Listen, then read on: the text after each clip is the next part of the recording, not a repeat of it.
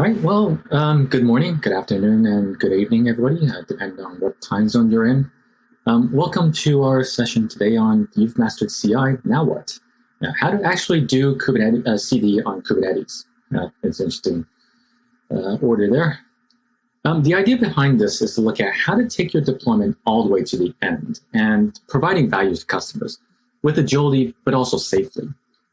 So a bit about me. My name is Kevin O. I'm a solutions architect at Mirantis, and my work really is to help folks uncover issues and guide them to a solution.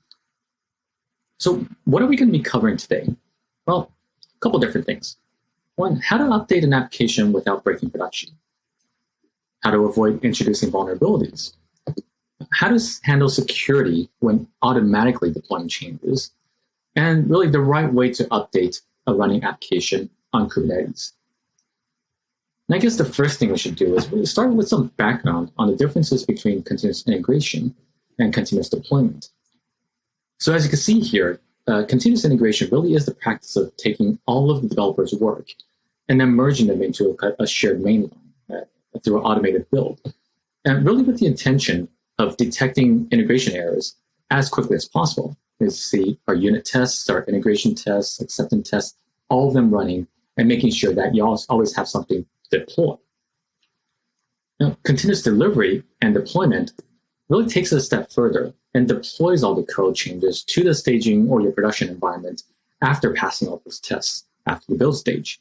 And really the difference between the two is that continuous deployment may adopt a manual deployment process or have some sort of approval gate before pushing to production, whereas continuous deployment goes all the way to prod. Now, an important aspect to consider when you're practicing CI/CD is how the users will be affected by the software changes. And deploying an application to your environments really is a technical decision to determine whether a version of the software is installed in a production environment, where it is, and so on. But making that version available to the end customers is a business decision, right? So practicing continuous deployment does not necessarily mean that any new features developed is put in front of your end customers right away. So that's a concern. Really, it shouldn't be, because that's really controlled by your release process, the final stage of taking all those features that you've developed and then letting the world see it and use it. So starting with the first question then, how do we update an application without breaking production? Now, I'm going to start with a little story. Those of you that are space fans, or movie fans for that matter, this should be a familiar view, right? And all of you would be familiar with the events of the Apollo 13 mission. And on April 11, 1970, the Saturn V rocket that you see on the left of the screen carried the Apollo 13 spacecraft with the intention of landing on the moon. And about 2 days into the mission, oxygen tank number 2 blew up, and you see on the right over here, during a routine procedure when the crew was about 200,000 miles from Earth, and leading to the famous phrase, "Houston, we've had a problem." And really, we all know how that story went, right? And I guess in our terms, essentially what happens is the dev team, which mission control and the engineers, and the ops team, the Apollo 13 crew, work together to perform kind of a live patch on the production system, right? And then bring everybody safely home. So as you can see, whether it's developing and launching a rocket or software code, the process is actually not that much different. And really the release starts way before the actual release or the actual launch. And the collection of all of the activities along the way, from requirements to maintenance, all contributes to a successful release. And that really leads to my first point. To update an application without breaking production, make sure you thoroughly test throughout the delivery pipeline, using technologies available to you to test as early in the process as possible. And really test not only the code, but also the deployment process. We want changes that will affect the entire SDLC, not just localized optimization. And if you think back to the Apollo 13 scenario, right, we could refine the launch process to perfection. We could refine the assembly process to perfection. But the problem was caused years before that, because the oxygen tank that blew up was actually dropped on the factory floor years before it was being assembled onto the rocket. But no one knew about that before it's too late. So thoroughly testing the pipeline is one of the important aspects of making sure your releases are safe and effective. And now you may ask, okay, I get the point of testing software code, but what about the deployment process? What do you mean by that? So let's quickly look back at the application deployment process shown earlier. And of course, this is an abbreviated version of the process, and most teams that I speak about really primarily focuses on what's shown on screen over here. Okay? But what about some of the other activities that are required for supporting the process? Well, the first is to make sure that there's infrastructure available to deploy the application code to, right? So you may have your code complete, you may need to run your tests, but you need something to run it on. You want to deploy to production, you need somewhere to deploy it to. And so that's one important thing. But then there are also other activities that support that. Think of activities such as installing the OS, setting up Java libraries, server binaries, all that kind of good stuff. Of course, with containerization in Kubernetes, the configuration portion goes away, but the infrastructure provisioning is still relevant. And so as you can imagine then, and perhaps experience, is that there's quite a few things to cover in the deployment process. And making sure that everything is done consistently from development to deployment is actually quite difficult. Most teams that I work with have a deployment runbook that's followed, and really that leads to an often heard conversation, right? Well, okay, why did the release fail? Well, the services didn't come up after the deployment. Why not? Well, yeah, we didn't update the endpoint in the configuration file when deploying. How do we miss that? Well, yeah, it's a step 125 in a 200-page Excel runbook, right? So, all that human variability and the cognitive load of going through hundreds and hundreds of steps and multiple runbooks really makes the testing of the deployment process infeasible. So really the answer to that then is to make the process consistent. Now, how do we do that? Well, we want to be able to automate the deployment pipeline. A recent IDC research shows that organizations with higher levels of automation have reported not only increased revenue, increased profits, and improved customer experience, but also improved employee productivity and business agility as positive business outcomes. So automation actually helps you eliminate repetitive and error-prone manual work. It yields repeatable processes, and it creates reliable systems. In a multi-cloud environment, that's even additionally important, where the cognitive cost of switching environments becomes much higher because of different interfaces for very similar tasks. So people get confused when you switch, hey, which environment am I in again? I got to switch tasks every single time I want to provision something. And if you look at this diagram over here, automation shouldn't stop at just the CI/CD pipeline, but also your infrastructure provisioning activities as well, such as your cluster creation, your updates, and also your upgrades. And over here, you can see, our code deployment activities from left to right. You checking your code into your source code management. CI builds the process, it goes into a repository, and then gets deployed onto your environment. And on the other side, on the right side, you have your environments actually being created. So you see over here all of that, and of course, also more importantly, on the top, you have your constant feedback to both your dev and your ops team. Right? So when you're doing your deployments, everything should go through the pipeline. Actually, not should. Everything must go through the pipeline. Of course, there are going to be exceptions, but that should be exceptions. There should be no sideloading. If there's a small change, run it through the pipeline. If there's an environment change, let's run it through the pipeline. That makes sure that everything is consistent, and you can test it release by release. So by the time your code actually goes into production, you're actually quite confident that the process is down packed. So now that we have the individual releases working efficiently, in reality, and in many cases, there are dependencies between different release streams. There's got to be more than one team, and there's more than one application. And if you're talking about microservices, there's millions of those, right? So we need to account for these dependencies between the different release streams. There's shared components, there's shared environments, and perhaps shared business goals. Some teams may be using public cloud environments, whereas others may be on-prem because of regulatory reasons. So how do we manage the challenges of consistently deploying, tracking, and managing hybrid workloads across these teams in multiple environments? Well, at Apollo 13 or NASA, we need mission control or a single pane of glass view to orchestrate all of the processes and to see this from top down. So let's look at how orchestration and automation complement each other. In the beginning, things are fully manual and individually managed on the left and bottom, right? There's going to be heavy reliance on tribal knowledge. That's perhaps more toil, low visibility into the current status, and dare I say, a pretty high reliability on Excel, and perhaps more stress. And from there, you could go in one of two possible directions. Well, let's look at direction number one. Let's automate everything. What happens there? Your release process is going to be optimized, and releasing an application is now pretty easy, and also your infrastructure. But you still need several release managers to make sure all of your automated releases work with each other in the right order. All dependencies are catered for, and all work items are actually released as planned. So what if we started with orchestration? But in that direction, you have better visibility, but because your deployment process is still manual, there may be consistency issues. And at the end of the day, there would be limited parallel work streams because you're really restricted by how much a person or a team can process manually. Now, if you reach the top right quadrant of being fully orchestrated and highly automated, oh, congratulations. What you're going to see is global optimization, ensuring that any improvements that you make is with the bigger picture in mind. And you can now focus your efforts on driving business outcomes and providing value.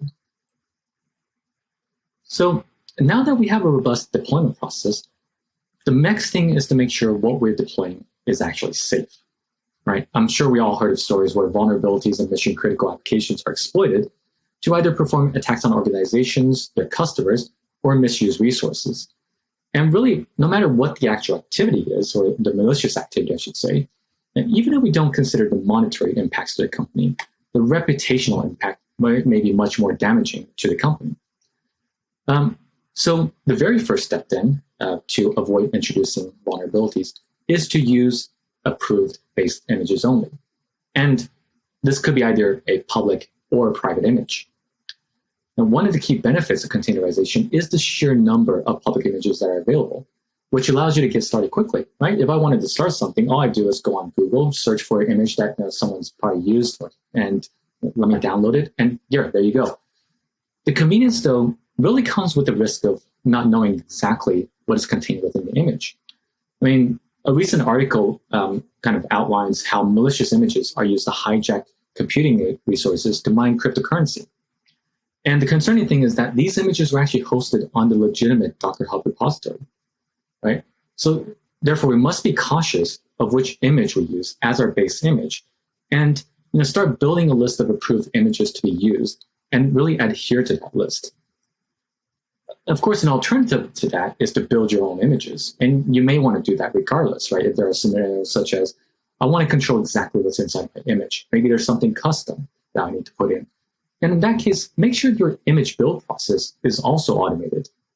And all of the points that we mentioned before, through automation, orchestration, continuous testing, is applied to the image build process as well. Now, using official images, or self-built ones for that matter, of course, do provide a certain amount of peace of mind that it's been vetted and really should be safe to use. But one can never be too cautious, especially when the company's reputation is at stake. So that brings me to my next point, which is thoroughly scan the images used. Image scanning provides two benefits. Well, first of all, what it does is once your image is checked into a repository, you run your image scanner to then compare your image versus a list of known vulnerabilities. Right? So by detecting and identifying associated common vulnerability and exposures, or CVEs, we can determine if there are any vulnerabilities or exposures in the image component being used. Right? So I may have downloaded this properly from the official website, but there may be things that haven't been looked at. Right? There's so many vulnerabilities out there, so many attacks out there. You really can't get through everything. So let's try to crowdsource this. Now, as you can see on the screen over here, CVs have a common ID and also the description of what that vulnerability is. And once determined, we can then use the same ID to look for fixes, whether it's already been addressed or maybe in other aspects of our environment, right? So maybe our vulnerability is, someone might be able to connect into this container and do something in the backend, but then we got a pretty robust firewall rule. So things like that. So that's the first thing. Well, number two, armed with the list of identified vulnerabilities and fixes applied, we can also demonstrate compliance to regulations such as HIPAA for the US, GDPR for EU, and PIPDA for Canada by providing proof that vulnerable images have been blocked, any high-risk components have been replaced and rebuilt, etc. Right? And that also then proves only authorized apps have access to the sensitive data because all of these scans are logged and auditable. Right? So if any auditors come in, hey, we need you to prove compliance, great, here it is. Right? We've got a list of everything that is identified. We've got a list of everything that we've done, and that works perfectly. So how do we then handle security when we're doing the deployment? Right? So we've done our due diligence on picking our right images. We've done our due diligence on scanning the vulnerabilities. And now remember, one of the key tenets of making sure your release is consistent is the automation of the deployment process. So automation then also means that there is probably not someone that is constantly monitoring, because that kind of defeats the purpose. Right? So without a set of eyes constantly monitoring the pipeline, we'll need to ensure that the pipeline has security built into it by default. So, we've got our secure image. What next? Well, with all of that, the next thing we want to do is we want to make sure that, this secure image that we've built and scanned is actually the same one that is being deployed to all of our environments. Right? So we want to make sure that it's the right one. How do we prove authenticity? But then given the deployment process, we can't really see that, right? We're not physically moving the image throughout the environments. So, just like how we sign our emails or how we sign our applications or how our communications work, we should also sign our images. So this way we know exactly where the images are coming from, right? So now, signing images really is just half the equation. The other half is once it's been signed, you got to make sure that your deployment process and your repository only allows those signed images to be pulled from the repository and deployed, to your various environments. Which kind of brings me to my next point. Promote your images. Don't rebuild your images for various environments. Right? We've seen some practices of, okay, I've built an image once in dev. I've tested it. I then build it again in integration. Test that, build it again in QA, test that, and build it again in production. But that kind of causes a few issues, right? So the idea of promotion really shouldn't be a foreign concept, because if you think about your delivery pipeline of just a non-container build, right, a normal SDLC, we check code into our repository, our source code management. We kick off the build process that builds the application binaries, and then we store the application binaries in an artifact repository, whatever that repository is. And that really then becomes immutable, right? This is an immutable artifact that is being used for all of your different environments. And now all we're doing is taking that binary and replacing it with an image, right? So there really should be no difference. And one of the biggest benefits of using containers is really its immutable property, right? It takes code from just works on my machine to works on every machine. So really rebuilding the image for every environment kind of takes away from that benefit. And we're no longer certain that the image will behave in the exact same manner because we cannot be certain that these images are exactly the same, right? Not to mention the additional time to rebuild the images, which, individually may be somewhat negligible, but we're looking at the entire system. So when you add this entire thing up, it makes the system less efficient. Now, imagine this conversation at the factory. Yeah, we've done all of our tests on the Apollo 13 lunar module. The landing gear works great.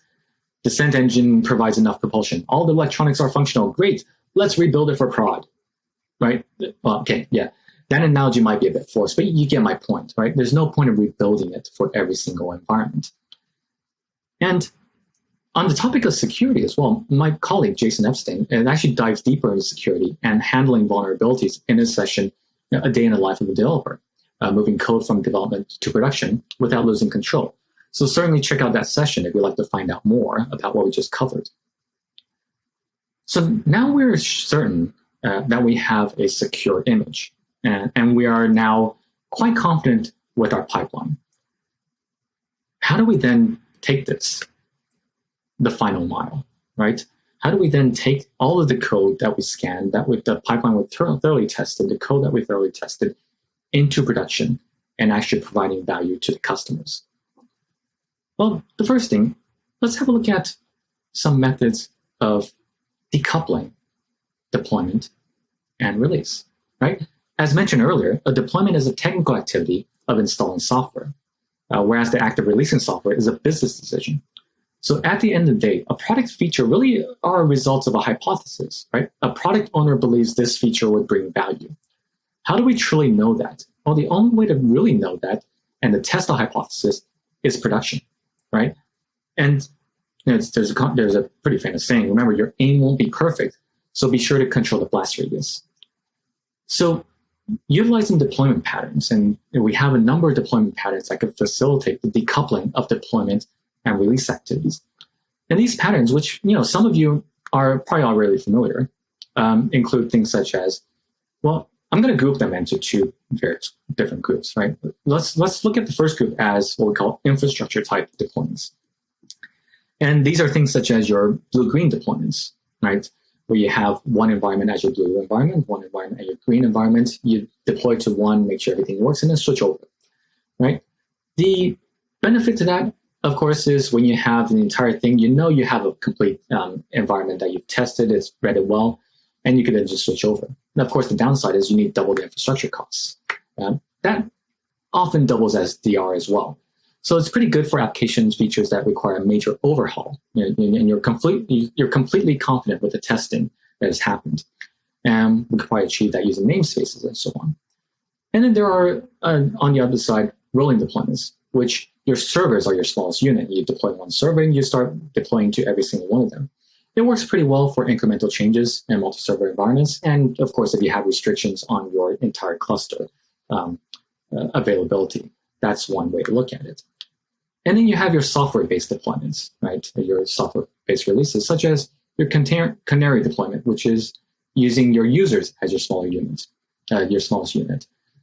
This has a lower infrastructure requirement and are pretty good for early access user testing or internal user testing. So you want to look at kind of your customer base. Are they open to experimentation? Are they happy to find out new things? Well, that may be a way to go. And then when you have the ultimate method of using feature flags, which paired with other deployment methods allows more flexibility and true unreleased functionality, right? Turn a feature on. If it doesn't work, let's turn it off. And we roll back essentially our work. Okay. So in this way, you can deploy your code whenever and wherever you like into production. And think of it this way, just like Tesla's autopilot, every single modern Tesla has a capability of autopilot. But when to release it, and who to release it to, and how much autopilot is available, really depends on the business decision by Tesla, and of course your subscription. So then, by decoupling your deployment and your release, we're able to safely test in production by controlling our blast radius. The next thing really is, once it's in there, we want to make sure that we know exactly what's going on. So we want to increase our environment observability. And as an organization's application infrastructure and complexity increases, comprising multiple components that need to work together to deliver business-critical applications, both developers and operations will need better visibility into the system. Now, notice I didn't say production environment observability and just environment observability. Because in the same way that testing is brought into production environments, or shifting right, observability should be brought left into the lower environments, so that your application behavior in production can be more accurately predicted earlier on, right? Why only monitor one environment when now with the added benefit of using containerization and Kubernetes, we can actually have near production-like environments in our tests and our dev areas as well, right? So bringing that further left in the process, it gives you more history, let's say, of your application behavior, right, before it goes in production. So you're kind of more prepared of what's going on. Okay, so CI/CD observability should include all of the following capabilities, right, and offer them across all aspects of the system, right, your clusters, your services, your nodes, etc. Logging. So in complex container environments, we know solving everyday and kind of recurring issues requires knowing where to start, and by digging through a multitude of logger messages that are being sent. So an efficient collation and visualization method, along with search capabilities, is really required to reduce that effort of trying to find out what is the serious events that really led up to our downtime, and really start pinpointing the root cause. Because otherwise, you're trying to hunt for things in multiple areas, multiple log repository. That's going to be a pain. And now we have a way to determine root cause. We also need a way to look at, what other things may contribute to this failure. And for that, you would need your monitoring capabilities and also alerting capabilities. So proactive monitoring and for performance degradation and conditions historically correlated to failure events, right? It can give you alert responses for these events. So this way you can see, okay, yeah, you know what? Whenever this activity is happening, CPU goes to 120%, right? And for some reason, there's a lot of network traffic. I don't know what's going on. Well, combine all that together, and now we can see what's going on exactly. Okay, well, these network events correlate to this call that's pretty chatty, and it really shouldn't be, and we could fix that. Or maybe there is latency somewhere, and let's fix the actual infrastructure. So this way, you could then take this and then set alerts on that, so that whenever a similar event occurs, you are now alerted and can proactively identify these issues before they occur, or if they do occur, before they become extremely severe. So that ensures that any new changes that we put into production really doesn't impact our current application functionality and performance. And any issues can be caught and fixed right away. That reduces mean time to recovery and reduces change failure rates. But why stop there? Why only give the information to ops, right? Central to DevOps is the culture of sharing. So what we want to do is we want to promote information sharing between the teams to both dev and ops. And by exposing all this information to everyone, developers are no longer in the dark about where their code is being deployed to, and really how their code is affecting the various environments. So they can better see how the code introduced affects the application performance and can better troubleshoot issues as well if they're reported back by ops or SRE, right? The information sharing also promotes continuous learning and in turn, continuous improvement, reducing complexities, errors, and in turn, reduces mean time to recovery. So we've gone through a lot of information. Let's do a quick recap on some of the things that we need to look out for to be able to deploy code into production safely, right? So first of all, how do we update applications safely? Well, we want to make sure we test the application and the pipeline thoroughly to ensure reliability. We want to automate the deployment pipeline to reduce manual errors and allow for process improvement. And more importantly, we want to orchestrate all of these activities to account for dependencies and bottlenecks. How do we avoid introducing vulnerabilities into the system? Well, first of all, use approved based images to avoid malicious code. We want to perform thorough scans on images to proactively identify vulnerabilities. Once they're secure, to deploy the images securely, we want to ensure your deployment images are signed for authenticity. And we want to promote images throughout the environments, not rebuild them to avoid introducing any vulnerabilities within the process. And last but not least, how do we update applications with Kubernetes? Well, first of all, utilize the various deployment patterns to control your release efforts. That's how your release effects, right, in production. You want to increase your environment observability, all of your environments, not just prod, all of your environments for rapid response. And promote information sharing between teams to facilitate continuous improvement. Okay? So hopefully this has been helpful for you. If you have any questions, please feel free to let me know. And I'll look forward to helping you out and connecting with you as well to work through any of the questions and or issues you may come across. So thank you very much.